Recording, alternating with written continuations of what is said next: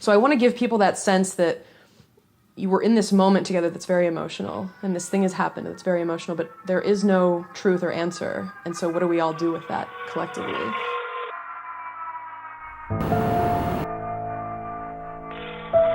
There are two women who are at a women's college. They're dancers, they're ballet dancers, and they've just started their freshman year. And they get so drunk that the shy one, Erica, wakes up, and Lucy, the outgoing, kind of drugged out one, is gone, and she doesn't know what happened to her. It's not clear whether there was a murder or whether it was a suicide. But really the story, I don't really deal with the story itself in the opera. I deal with the sort of what I call the emotional data around the story. I sort of distill all the feelings that Erica's having. It's really from Erica's point of view that she's kind of remembering her obsessive love for this person who's now dead, and she doesn't know what happened to her.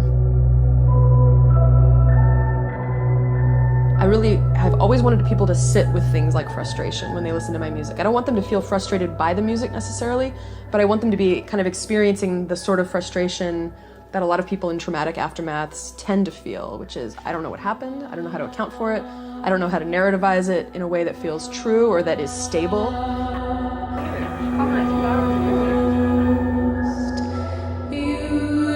I think for something like this, it really begins with the sound world. And the sound world, I think, is one I've built in order to suspend time and to make music into a space.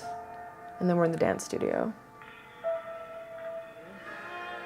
It starts just with a solo piano with lots of reverb and echo. I'm imagining that you'll hear some dancers' feet. And then eventually the lush orchestra kind of comes in very, very slowly when Erica looks at Lucy and is realizing, like, when you move, something happens to me. And so I really wanted the orchestra to emerge out of this just very kind of prosaic ballet music on the piano.